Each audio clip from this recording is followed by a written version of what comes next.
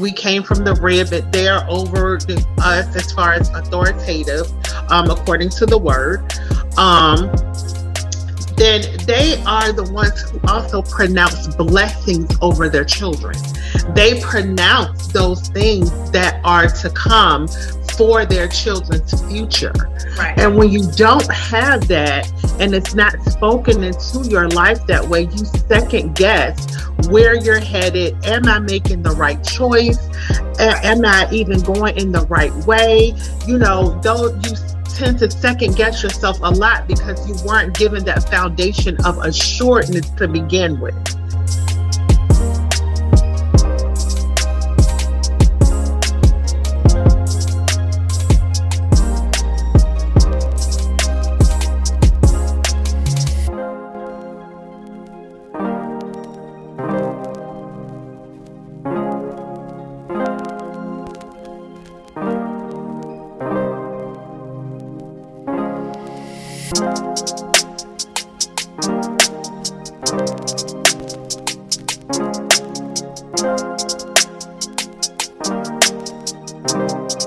Hey y'all, welcome to another home edition of Kingdom Women Talk, where we encourage, validate, and empower each other to do life. Today we're going to be talking about daddy issues. This conversation, we are anticipating that's going to get deep and go into many different areas. So come on and join in. So I am actually, I am a daddy's girl. But sad to say, my dad was not a part of my life, a huge portion of my life. My parents divorced at, I think I was like age 10 or 11. And my father was a pastor at the time. And so I'm a preacher's kid. And just not having him there impacted my life greatly. I made poor decisions as far as my choice in individuals to deal with in a relationship. From the onset or initially when choosing, to deal with certain persons. As you mature and get older through life and go through those processes or those phases of life from teenager on up through adulthood. But with that being said, I think the role of the father is so important, but I'm going to tap into the area of being in the culture that we're in, which is the Christian culture, having an absent father in that capacity was detrimental to me. It challenged my walk with God as well. So thank God for my mom. Like, I don't think if it wasn't for her and her walking out her relationship with God, that today I could even really say, concretely that I would be living a life for God, just by way of what I saw and what I encountered, not just from those that were a part of the congregation, but even my family members on my father's side. It was just really, really difficult to manage and process through. I don't know if you all have gone through anything similar to that, but if you could share, I think it would be eye-opening. And I'm going to even share, how, just some things that I've experienced in even reaching out to my father, the rejection and things of that nature as well. But I don't know if you all have gone through any of that as well. I know I have. I think when this topic came up, I think I jokingly said to you both, we could talk about that sperm donor issue. Because, I mean, let's face it, let's be real. A lot of us, that's what we know. Mm-hmm. We don't know the man that helped fathered us, know. All we know, if some of us know, yeah, it's so-and-so, it's this or it's that. But for me, what you said really resonated with me, because the man whose last name I carry is not my father. Mm. Oh, wow. So that's an issue. Mhm. So that means that this last name that I carry, I passed on to my daughter. Mhm. And I don't even know, I mean, he's not my father. He didn't sign my birth certificate. Mhm. Um, you know, you mentioned thank God for your mom and that she was in her walk. Well, my mom didn't tell me until I was, I don't know, 30 something, that the man whose name I carry was not my father. Wow. She was, you know, making amends through her recovery. And, you know, the amends part, but you have to, I guess, tell people stuff that bring them harm. Well, Right. it's a little late, but the man that she said was my father, he had a daughter who eventually she got in contact with me. She knew about me. She said from the whispers that I could be her father's daughter. But I don't, in all actuality, I don't think my mom really knew who my father was because of the lack of, here we go with generational curses, because of the lack of communication and relationship with her own father. Oh, so you get perpetuated the cycle. So Yeah. it Right, wasn't because fulfilled because she didn't have that. she didn't have it, so she was looking for love in men that she didn't get from her father, and she Mhm. ended up having 13 children. Three, three, three deceased by the man at the time that she was married to, whose last name I carry. Then she had three more by him, and then there was a separation. She's out looking for love.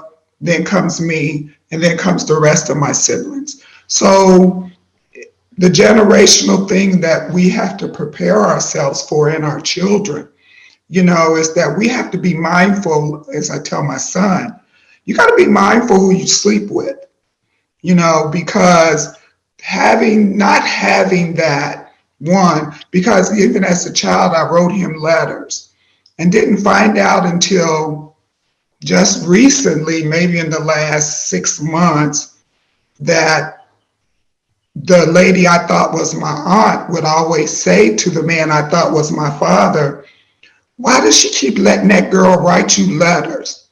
She knows that you're not her daddy. Why she keep letting, and all along now I'm rejection because there's no response back. Oh, wow.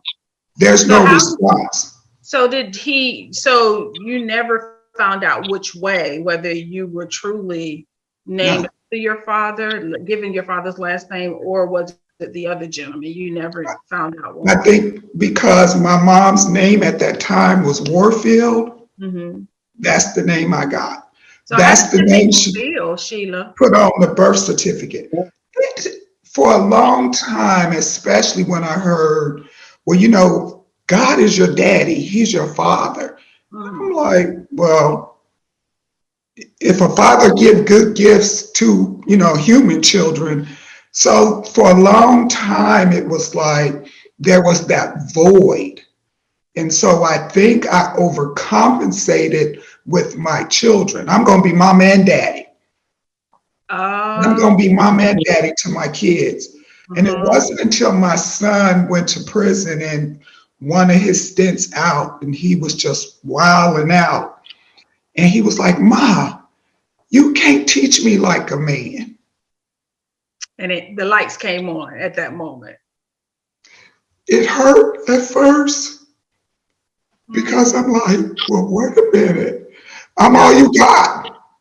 Because even your own daddy, who you know about, didn't have anything to do with him. He was just negative, negative, negative. But it wasn't until he said it, it hurt. But after it hurt, I realized I cannot be a man to him. I can teach him how a man is and isn't supposed to treat a woman, but I can't teach him how to be a man. Right. Only a man can do that. That's so true. I think I'm on the other side of the fence because my dad was in the household. However, even though my dad was in the household, I often felt like my dad was absent. So, like, we think daddy issues is always the absent father. Right, because right. your dad was not there, then Right. you can have daddy issues. Well, what Mhm. happens? Daddy issues can occur on the other side of the fence as well when you do have a dad that's there, but maybe they're not as involved, or Right. maybe Mhm. they don't know how to show and reciprocate love. Those Yes. the same issues can be created, within us that have a parent, a dad that's there, as if there wasn't a dad there. Yes. Right. And Right. maybe sometimes it's kind of worse because Yeah, you can I was going to have ask if- that question. if you're not there, then you're not there, right? There's no Right. expectation. But if you are there, then there's an expectation of something. I don't know what the something was, but it's just something, right? You just expect that there's going to be a something. And I can't say it was all the time because, there were times when my dad was fabulous, but then there was also times when I felt like he was checked out, and Mhm. so it seemed kind of up and down, so Mhm. I can't really connect in that regard in terms of not having an absent father, but I can say that there were periods of times when my dad was like all in, and then there were periods of times when it was more so my mom. Mhm. Right. Right. I think my kids went through that with my husband.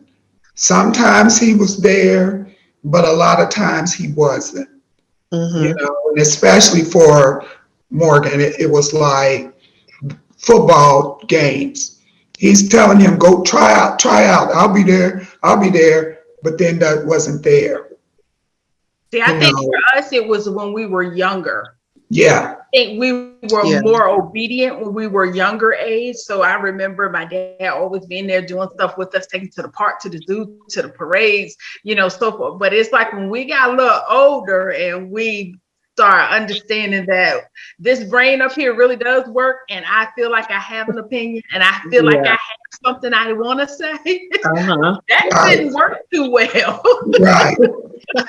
So I think that's when he started checking out. Like, okay, well, if you grown enough to do it, I'm gonna just go ahead and let you do it. That type of thing. And I don't know if we needed that then. Yeah. Right. It's like, wait a minute. I'm past the stage of you telling me what to do. I'm not a little kid no more. Correct. I need that parental. Now I need a different kind of, as we grow, our relationship should be growing. I need a different kind of relationship with you now. Yes. But do you think that especially for our culture, that most of the men are fathers' ages, like your father's your dad was 70s, and your dad, do you think that because of the culture going way back, that for most Black men, they saw their role was solely to go to work and just provide a roof, provide food and clothing. Everything else is up to your mama. And when your mama said, I'm gonna have your daddy get a hold to you, that was their role. But after that, it's like, and kind of looking, what? I think the biggest piece of forgiveness came out of that, Sheila, because of what you just said. For a long time, I kind of held some animosity to my dad for the shortcomings. And it wasn't until you start understanding how things can be generational and you start looking at the root of things. And so you're right. My dad came from the era that he is the provider, and I can't say that my dad didn't provide, right? Yeah. He always worked. He, stayed working. He encouraged working. However, when I look at the flip side of the emotional support, like being nurturing, it was hit or miss. But then also when I look at the tree that he came from, I completely understand why. Because you can't give what you don't have or what you have not. Exactly. Right. Right. Exactly. So the mature adult in me, once I finally came to that level of maturity, had to say, you holding this grudge against him for something that he could never give you because he never was given it to give. Right. Right. So then it became, it ain't a daddy issue, it's a you issue. Right. You had I had expectations that were not fulfilled. And as a result thereof, I held a grudge. Wow. And that takes maturity to acknowledge that, wait a minute, this ain't about my daddy, this is about me. Mm-hmm. So some of it, I think daddy issues are real. And I think they create a lot. I think what we see in society today is because of daddy issues, because children are born, but maybe not necessarily reared. Right. Now, as far as on my side, Londa, I mean, early on, like you said, my dad was present. He was in the home. However, like I said, he was pastoring. So that took precedence over the family.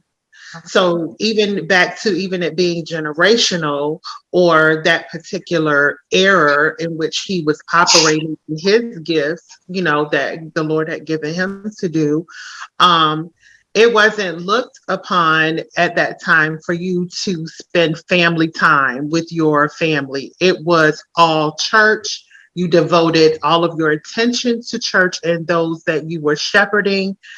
It wasn't a balance like we see today. So it was like you said, present but not present. It was difficult. It was a difficult place to be in, even as a kid, because as a preacher's kid during that time, and even now, there's a certain expectation or a certain level that you're supposed to perform at or be at. And if you're not, then you're like the problem child, or there's an issue there. But because those expectations were there, you had to live up to those standards. However, it was still hard to balance that as a kid. Like, really? Yeah, you can't understand why that so hard. I'm a kid, you know, but still, you know, him not being there, my mom, you know, did mainly everything as far as nurturing and rearing us. And he was the disciplinarian when that time did come upon it was needed. But even in that, you know, it was times that we did, you know, have fun with him and things like that. But for the most part, it was, like I said, all church. He was devoting his time to prayer and fasting. Sometimes he was at church praying and fasting. He wasn't even in the home. He wasn't home. It would be, you know, days that he would spend before God. So, I mean, I know he had a real heart for God and the things of God. That was what he went after. And he worked too. You know, he also had a career. He worked in the shipyard. So it was work and church, never really at home. So it was a void there as far as him, you know, not being there when he was there. You know, that's like crazy to say, but that's real. So I know that those who are in this culture as Christians, I see now that, and I'm grateful that God has brought it to the attention of those who are leaders, and rearing and shepherding, that they have to have family time, because family was the first institution that God created. So, you know, if you have that and understand that, then you have to act upon it. And that's what we're seeing today. And I'm grateful for that, because that means less families, less leaders losing their marriages because of the church or the church culture. So I'm grateful that, you know, God has shined a light on that, and we're seeing a change in that area. So because that's another tool of the enemy too. Because if he can get the pastor stop spending time with his family, then that marriage falls apart. Absolutely. Then Take you it off at got the end, Yeah, right? to, Cut the head off. that's right. so you're right. I'm glad that more leaders in pastoral care are saying, you know what, Mhm. I need time off. Yeah. Mm, Or, hey, especially if you got these humongous churches, you Hmm. assigned to this pastor, you assigned it, like Moses had to divide up them tribes. You Yeah. assigned here, you assigned here, you got this priest, you got this priest, you got this priest. Then y'all all can bring it to me, I Right. think it also but at goes an back to appointed gender time. roles. I think it also goes to gender roles as well. Kind of what you there. I think Sheila, you brought it up. There is an expectation that fathers just do this much, right? Yeah, Hmm. And mothers may do this much, right? There isn't a 50-50 divide. We are seeing more of that now where fathers are stepping up and taking a more active role, Yeah. and are there for their, and there are some amazing fathers out there. Hmm. Yeah. However, when fathers don't rise to the occasion, the unfortunate truth is there are some negative consequences that are experienced Yeah. within the from the child, right? Yeah. We see promiscuity. We Yeah. also see, where there's bitterness, we see Hmm. that there's anger, there isn't a clear um, definition about how one should be treated from a man. So therefore, whatever is offered is acceptable. right. Right. And we see that so much today in our society. And oftentimes the root is an unhealthy relationship with the father. Yes. And Yeah, we see it acting out. We see Okay. behavioral issues. Hmm. There's so many things that come out of or can be related back to a father. Now, we're not saying that everything that happens to a woman is tied back to a father, but what we have Yeah. discovered in our own lives is that there are some things that come out of it. There's some things that we had to overcome, some challenges that Yeah.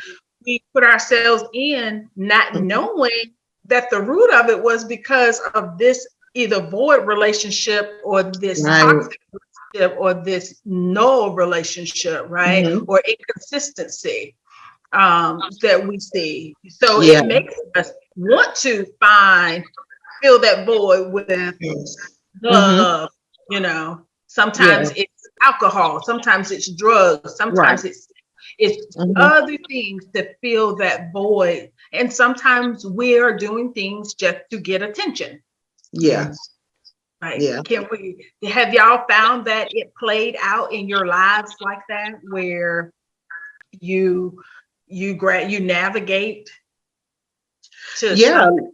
Like I didn't like I said, I made wrong choices when it came to, you know, forming relationships with the opposite sex. I mean, it was not, you know, what it needed to be and what I know that it should have been. But in an effort just to fill the void or to feel like I'm receiving something that I'm missing. And to be honest, even at that age, I wasn't fully aware actually of what was happening, Right. or that was the reason why. I didn't know that that's what was happening, really. And then later on I did understand that's what was happening and I started to make different choices at that point. But yeah, like just in life overall, you second guess yourself because the male actually, let me go back to this part, because they were formed first and we came from the rib, but they're over us as far as authoritative, according to the word. Um, then they are the ones who also pronounce blessings over their children. They pronounce those things that are to come for their children's future. Right. And when you don't have that and it's not spoken into your life that way, you second guess where you're headed. Am I making the right choice? Right. Am I even going in the right way? Don't you tend to second guess yourself a lot because you weren't given that foundation of assuredness to begin with. You're So, absolutely correct. Yeah. Right. so I feel like, with that being said, I definitely, walked in just not being sure a lot, and second guessing a lot. And I'm still coming out of that, even at my age now, so it doesn't just stop, when it comes, it still creeps back up every now and then. Yes, So it does. It does. That age has nothing to do with it. yeah, It's like, you say, and it's like, Londa, you said, it's the root of it. And so it's like, you cut that root and you think, good, I'm good. Here Then goes some something over else here. pop up. Yeah. yeah. Wait a minute, where you coming from? Oh, Right. I didn't see you. But you're right, Angie. When you're going through it, you don't understand that you're trying Yeah. to feel something. Mm-hmm. Because you, first of all, you don't feel FEEL what you're trying to FILL. Yeah. Yeah. That's good, Sheila. That's really So- good. So Yeah. you're operating out of the FEELINGS, feelings. But your like, behavior is yes. more like FILL because you're doing stuff to feel, Yes, to prevent Yeah. from feeling. yes. That is Yes. so good. Yeah, that was good. That's so That's good. good. I Really said, good. I said, what you say now? That was good. I'm in between. I'm in between, but I'm coming up. I'm coming up. You know what? That's really good. There's so Yeah. much that we can talk about regarding daddy issues that I believe that there's going to have to be a part two, because not Yeah. only is it issues, but it's daddy approvals, right? Yes. Yeah. Which is kind of what we was touching on. So we may have to come back and do a part two. Yeah. What y'all So that think? way we can get deeper. What y'all think, Kingdom Women Talk subscribers? Do we need a part two of daddy issues? Yeah. Let us know. Let us know. That's right. Comment. Yes. And also along that same line, we just want to thank our subscribers for getting us to 200 subscribers. Yes. Woo, to God be the glory. We were so Amen. excited to see 200 subscribers, because when you step out there on faith, you just like, Lord, do it how you're going to do it. And our Amen. goal, y'all, if truth be told, our goal was just to get 50 subscribers, because who would want to see a group of friends talking about life from the lens of, Christian and natural behavior, right? But yes, there is an audience out there, and we're grateful for all of you Yes. who subscribe, who Yes. continue to watch, Amen. continue Yes. to follow us on Instagram as well as Facebook, and also share and get others to get involved and invite them to subscribe to our page. Come quickly. All right, so we're gonna close out this. We might have a little surprise live for y'all this weekend. Yeah. We might. Big things this weekend. Yes. So Yes. stay tuned, please. Yes. Stay tuned. More to come on that. Yes. All right, y'all. It was a great conversation. Continue to stay connected to us. Remember, we are Kingdom Women Talk, where we encourage, we validate, and we empower each other to do life. Until next time, be blessed. Bye. Bye.